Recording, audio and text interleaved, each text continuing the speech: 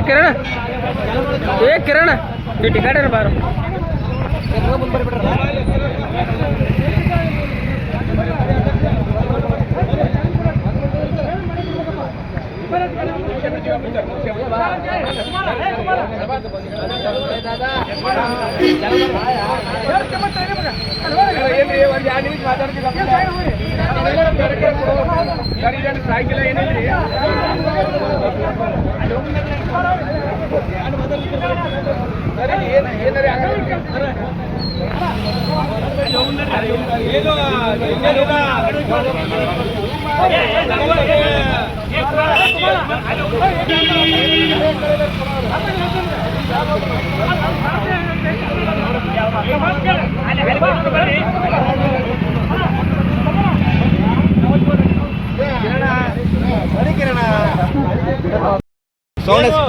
ಕೆಲವು ದಿನಗಳಿಂದ ನಮ್ಮ ಕಾಂಗ್ರೆಸ್ ಪಕ್ಷದ ಜನಪ್ರಿಯ ನಾಯಕರು ಕೆಪಿಸಿಸಿ ಉಪಾಧ್ಯಕ್ಷರಾದಂಥ ಸನ್ಮಾನ್ಯ ಶ್ರೀ ಆನಂದ್ ಸಿದ್ದು ನ್ಯಾಮಗೌಡರ ಬಗ್ಗೆ ಹಾಗೆ ನಮ್ಮ ಜಮಖಂಡಿ ನಗರಸಭೆಯ ಮಾಜಿ ಅಧ್ಯಕ್ಷರುಗಳು ಹಾಗೂ ಸದಸ್ಯರುಗಳ ಬಗ್ಗೆ ಏನು ಕೆಲವೊಂದು ಬಿಜೆಪಿ ಕಾರ್ಯಕರ್ತರು ಏನು ಈಗಿನ ಜಮಖಂಡಿ ಮತಕ್ಷೇತ್ರದ ಶಾಸಕ ಜಗದೀಶ್ ಗುಡಗುಂಟಿ ಅವರ ಕೈಗೊಂಬೆ ಅಂತ ಆಡುತ್ತಿರುವ ಕೆಲವೊಂದು ಧಾರ್ಮಿಕತೆಯನ್ನು ಉಳಿಸಿಕೊಂಡು ಸಮಾಜದಲ್ಲಿ ಸುಳ್ಳು ಹೇಳಿಕೆಗಳನ್ನು ನೀಡುತ್ತಾ ಸಮಾಜದ ಸ್ವಾಸ್ಥ್ಯವನ್ನು ಹಾಳು ಮಾಡುತ್ತಿರುವಂಥ ಕೆಲವು ಬಿಜೆಪಿ ಸ್ವಯಂ ಘೋಷಿತ ನಾಯಕರುಗಳಿಗೆ ನಾನು ಈ ಮುಖಾಂತರ ಒಂದು ಹೇಳಕ್ಕೆ ಇಷ್ಟಪಡ್ತೀನಿ.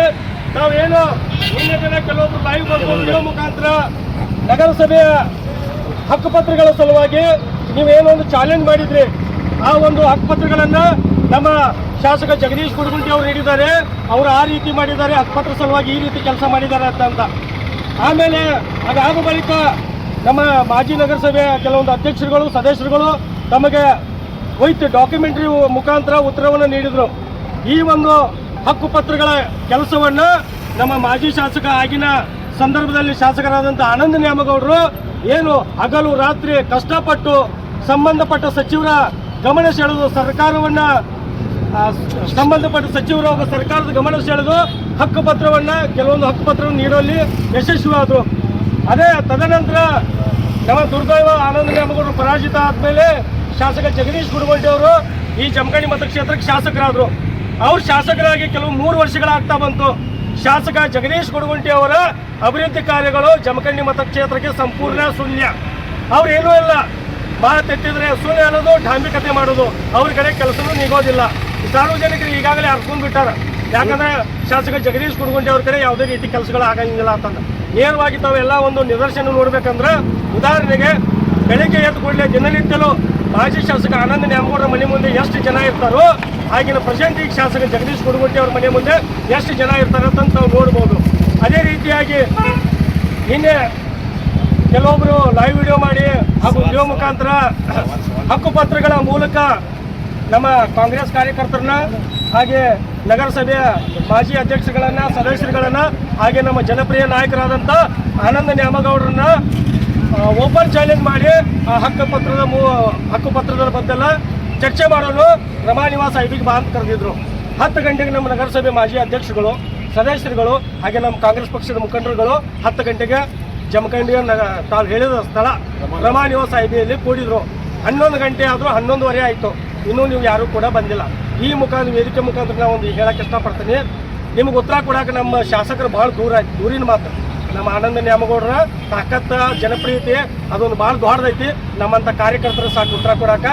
ನೀವು 1000 ಉತ್ತರ ಕೇಳಿದ್ರು 1000 ಜನ ಬಂದ್ರು ನಾವು ಉತ್ತರ ಕೊಡೋಕೆ ನಾವು ಅದು ಉಳಿತು ಡಾಕ್ಯುಮೆಂಟ್ರಿ ಕೊಡೋಕೆ ನಾವು ರೆಡಿ ಇದ್ದೀವಿ.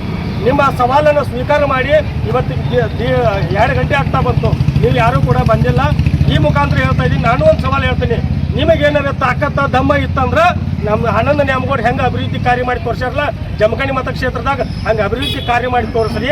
ನೀವು ಏನು ಸುಳ್ಳ ಢಾಂಬಿಕತೆ ಅಲ್ಲ ಬಿಟ್ಟ ಜನರ ಜನಪ್ರೀತಿಯನ್ನು ಗಳಿಸ್ಕೊರಿ ಅಂತ ಈ ಮೂಲಕ ನಾನು ಹೇಳ್ತಾ ಇದ್ದೀನಿ. ನಮ್ಮ ಪಕ್ಷದ ಕಾರ್ಯಕರ್ತರಿಗೆ ಮಾಜಿ ಅಧ್ಯಕ್ಷರು ನಮಸ್ಕಾರಗಳನ್ನು ಹೇಳ್ತಾ, ಏನು ಮೊನ್ನೆ ಅವರ ಮಾಜಿ ನಗರಸಭೆ ಸದಸ್ಯರು ನಮ್ಮ ಕಾಂಗ್ರೆಸ್ ಪಕ್ಷದ ನಗರಸಭೆ ಮಾಜಿ ಅಧ್ಯಕ್ಷಗಳಿಗೆ ಹಾಗೂ ನಮ್ಮ ಮಾಜಿ ಶಾಸಕರಾದ ಆನಂದ್ ಸಾಹೇಬರಿಗೆ ನಾವು ಬಹಿರಂಗವಾಗಿ ಚರ್ಚೆಗೆ ಬನ್ನಿ ಅಂತ ಹೇಳಿ ಸವಾಲು ಹಾಕಿದ್ವಿ. ಇವತ್ತು ಆ ಸವಾಲನ್ನು ಸ್ವೀಕರಿಸಿ ನಾವು ರಮಾ ನಿಯಮ IB ಮುಂದೆ ಕರೆಕ್ಟ್ 10 ಗಂಟೆಯಿಂದ 10:30 ಮಟ್ಟ ನಾವು ಕಾಯ್ದೀವಿ. ಆದರೆ ನಾವು ಬರಲಿಲ್ಲ. ನಾವು ಬರಲಾರ ಸಂಬಂಧ ಆ ಸವಾಲು ಅಂತ ತಾವೇನು ಹಾಕಿದ್ರಿ ಅದಕ್ಕೆ ನೀವು ಉತ್ತರ ಕೊಡಕ್ಕೆ ನೀವು ಸಮರ್ಥರಲ್ಲ ಅಂತ ಹೇಳಿ ನಾವು ಹೇಳ ಬಯಸ್ತೀವಿ. ಇನ್ನು ಮುಂದೆ ಇನ್ನೂ ನೀವು ಏನ್ರಿ ಅದನ್ನ ಚರ್ಚೆಗೆ ಬರ್ತದೆ ಅಂದ್ರು ಎಲ್ಲ ಮಾಧ್ಯಮ ಮಿತ್ರರನ್ನ ಕರ್ರಿ, ಎಲ್ಲರೂ ಒಂದ್ ಕಡೆ ವೇದಿಕೆ ಮಾಡೋಣ. ಆ ಕಡೆ ನಿಮ್ಮ ಟೇಬಲ್ ಹಾಕ್ರಿ, ಈ ಕಡೆ ನಮ್ಮ ಟೇಬಲ್ ಹಾಕೋರು. ಅಲ್ಲಿ ಏನಿಲ್ಲ ಡಾಕ್ಯುಮೆಂಟ್ ಸಮೇತ ನಾವು ನಿಮ್ಗೆ ಉತ್ತರ ಕೊಡ್ತೀವಿ ಅಂತ ಹೇಳಿ ನಾನು ಮಾಧ್ಯಮ ಮಿತ್ರರ ಮೂಲಕ ಅವ್ರಿಗೆ ಹೇಳ ಬಯಸ್ತೀನಿ. ಮತ್ತು ಇನ್ನೊಂದು, ನಾವು ಸೋಷಿಯಲ್ ಮೀಡಿಯಾದಲ್ಲಿ ಮಾತಾಡೋ ಮುಂದೆ ನಮ್ಮ ವರ್ತನೆಗಳು ಹೇಗಿರ್ಬೇಕನ್ನೋದು ಜನ ನೋಡ್ತಿರ್ತಾರ. ಆ ನನ್ನ ಮಿತ್ರರಿಗೆ ನಾವು ವಿನಂತಿ ಮಾಡ್ತೀನಿ, ನಾವು ಬಹಳ ಸಂಯಮದಿಂದ ವರ್ತಿಸಿ ಸ್ಟೇಟ್ಮೆಂಟ್ಗಳನ್ನು ಕೊಡ್ಬೇಕಂತ ಹೇಳಿ ನಾವು ವಿನಂತಿ ಮಾಡ್ತೀವಿ. ಒಂದು, ಆಮೇಲೆ ಎರಡನೇದು, ನಮ್ಮ ಆನಂದ್ ಸರ್ ಅವರ ಪದೇ ಹೆಸರು ತಗೋತಾರೆ. ನಾ ಏನಂತೀನಿ, ನಮ್ಮ ಸಾಹೇಬ್ರು ಏನು ಕೆಲಸ ಮಾಡ್ಯಾರಲ್ಲ, ಹಿಂದೆ ರಾಜ್ಯದಲ್ಲಿ BJP ಸರ್ಕಾರ ಇತ್ತು, ಅವಾಗ ನಮ್ಮ ಶಾಸಕರ 224 MLA ಒಳಗ ನಮ್ಮ ಶಾಸಕರು ಫಸ್ಟ್ ಟೈಮ್ MLA ಹೋಗಿ 1600 ಕೋಟಿ ರೂಪಾಯಿ ಸ್ಯಾಂಕ್ಷನ್ ಅನ್ನ ತಂದ್ರು.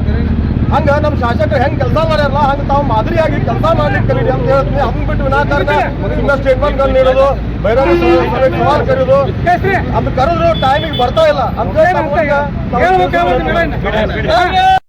ದಿವಸ ಏನು ಒಂದು ಹಕ್ಕುಪತ್ರ ವಿಷಯ ಸಂಬಂಧ ಅವರನ್ನು ಸವಾಲು ಹಾಕಿ ಇಲ್ಲಿ IB ಬರಕ್ಕೆ ಹೇಳಿದ್ದ. ಅವರು ಪೊಲೀಸ್ಗಳಿಗೆ ಹಚ್ಚಿ ನಮ್ಮನ್ನು ಅಲ್ಲಿಂದ ಕಳಿಸುವಂಥ ಕೆಲಸ ಮಾಡಿದ್ದಾರೆ. ಇದು ನಾನು ಸವಾಲು ಹಾಕಿರ್ತಕ್ಕಂಥದ್ದು ನನ್ನ ಹತ್ರ ಎಲ್ಲ ಎವಿಡೆನ್ಸ್ ಇದ್ದುಕೊಂಡು ನಾನು ಸವಾಲು ಹಾಕಿದ್ದೀನಿ. ಅದಕ್ಕೆ ಆ ಸವಾಲನ್ನು ಅವ್ರಿಗೆ ಎಲ್ಲ ಕಾಲಕ್ಕೆ ಅವ್ರು ಈ ಥರ ಷಡ್ಯಂತ್ರ ಮಾಡಿ ಇಲ್ಲಿ ಅವ್ರ ಚಮಚಗಳನ್ನು ಕಳಿಸಿ ನಮ್ಮ ಮ್ಯಾಗ ದಬ್ಬಾಳಿಕೆ ಮಾಡೋಕ್ಕೆ ಪ್ರಯತ್ನ ಮಾಡಿದ್ದಾರೆ. ನಾವು ಹೋಗಿದ್ದೆ, PSI ನಮ್ಮನ್ನು ಕಳಿಸಿದ ನಂತರ ನಮ್ಮೆಲ್ಲ ಸಹೋದರರು ಇಲ್ಲೇ ಇದ್ದರು. ಅವ್ರು ಹೇಳ್ತಾರೆ ಇಲ್ಲಿ ಬಂದಿಲ್ಲ ಯಾರು ಅಂತೇಳಿ. ನಾನು ಹೇಳಕ್ಕೆ ಇಷ್ಟಪಡ್ತೀನಿ, ನಿಮ್ಮ ಗುಂಡಾಗಿರಿ, ನಿಮ್ಮ ದಾದಾಗಿರಿ ಅದನ್ನೆಲ್ಲ ತೊಗೊಂಡು ಅಲ್ಲೇ ಇಟ್ಕೋರಿ. ಇದಕ್ಕೆಲ್ಲ ಹೆದರೋ ಮಗನ ಅಲ್ಲ. ನನ್ನ ಮೈಯಲ್ಲಿ ಹರಿತಾ ಇರೋದು ಡಾಕ್ಟರ್ ಬಾಬಾ ಸಾಹೇಬ್ ಅಂಬೇಡ್ಕರ್ ರಕ್ತ. ನನಗೆ ಸಂಸ್ಕಾರ ಕೊಟ್ಟಿದ್ದು ನನಗೆ ನಮ್ಮ RSS. ನಾನು ಆ ಗರಡಿಯಲ್ಲಿ ಬೆಳೆದಿರ್ತಕ್ಕಂಥವನು. ನೀವೇನಾರ ಕಮಕ್ ನಾ ಎಲ್ಲಾರ್ದಾಗ ಮಾತಾಡಿ ನಿಮ್ಮ ನಾಟಕ ನಡೆಸಿದ್ರೆ ಅದು ನನ್ನ ಮುಂದೆ ನಡೆಯಂಗಿಲ್ಲ. ನಾನು ತಿಳಿಸ್ತೀನಿ, ನಿಮ್ಮ ಕಡೆ ದಾಖಲೆ ಇದ್ರೆ, ಈಗೂ ಹೇಳತ್ತೀನಿ, ದಾಖಲೆ ಇದ್ರೆ ಬಹಿರಂಗವಾಗಿ ಎಲ್ಲರಿಗೆ ಹಂಚೋ ಕೆಲಸ ಮಾಡ್ರಿ. ನಿಮ್ಮ ಕಡೆ ನೀಗ್ಲಿಕ್ಕಂದ್ರೆ ನಾ ಹಂಚ್ತೀನಿ. ನನ್ನ ಕಡೆ ಪ್ರತಿಯೊಂದು ದಾಖಲೆ ಇದಾವೆ. ಏನು ಹೇಳ್ತೀರಿ, ಮಾಜಿ ಶಾಸಕರು ಆಟೋ ಅಭಿವೃದ್ಧಿ ಮಾಡ್ಯಾರ, ಇಟ್ಟು ಅಭಿವೃದ್ಧಿ ಮಾಡ್ಯಾರ. ಏನು ಅಭಿವೃದ್ಧಿ ಮಾಡ್ಯಾರು? ಅಭಿವೃದ್ಧಿ ಮಾಡಿದ್ರೆ ಬೀಳ್ಬೇಕಾಕೆ? ಅದಕ್ಕೆ ನಾ ಹೇಳ್ತೀನಿ ಕೇಳ್ರಿ. ಈಗ ನಮ್ಮ ಶಾಸಕರು, ಜಮಖಂಡಿಯ ಜನಪ್ರಿಯ ಶಾಸಕರಾದ ನಾಡೋಜ ಶ್ರೀ ಜಗದೀಶ್ ಗುಡಗುಂಟಿ ಸಾಹೇಬರು ಹಕ್ಕುಪತ್ರ ಕೊಡಲಿಕ್ಕೆ ಹಗಲಿರುಳು ಕೆಲಸ ಮಾಡಿದ್ದು ನಿಜ ಐತಿ. ಅದು ಹೋಗ್ಬೇಕಾದ್ರೆ ನೀವು ಕೊಳಗೇರಿ ಅಭಿವೃದ್ಧಿ ಮಾಡ್ಯಾರ ಕೇಳಬೇಕು. ಅವ್ರು 2 ಸತಿ ಕರೆದಿಲ್ಲಿ ಮೀಟಿಂಗ್ ಮಾಡ್ಯಾರ. ಆಮೇಲೆ ಅವ್ರ ಮನೆಯಲ್ಲಿ ಕೆಲಸ ಮಾಡ್ತಕ್ಕಂಥ ಸಿಬ್ಬಂದಿಗಳು ಕೂಡ ಅಲ್ಲಿ ಕಳಿಸಿ ಹಕ್ಕುಪತ್ರವನ್ನು ರೆಡಿ ಮಾಡಲಿಕ್ಕೆ ಸಾಕಷ್ಟು ಅನುಕೂಲ ಮಾಡಿಕೊಟ್ಟಾರ. ಅದೇ ರೀತಿ ಯಾರು ಬಡವರಿಗೆ ದುಡ್ಡು ತುಂಬಕ್ಕಾಗಂಗಿಲ್ಲ, ಆ ದುಡ್ಡನ್ನು ಕೂಡ ನಾನೇ ತುಂಬ್ತೀನಿ ಅಂತಕ್ಕಂಥ ಮಾತನ್ನ ನಮ್ಮ ಜಗದೀಶ್ ಗುಡಗುಂಟಿ ಸಾಹೇಬ್ರು ಹೇಳಿದಾರ. ಅದನ್ನ ನಿಮ್ಗೆ ತಿಳ್ಕೊಳ್ಳಿ. ನಿಮ್ಮ ಕೊಡುಗೆ ಏನಿದೆ ಹಕ್ಕುಪತ್ರ ಕೊಡಕ್ಕೆ?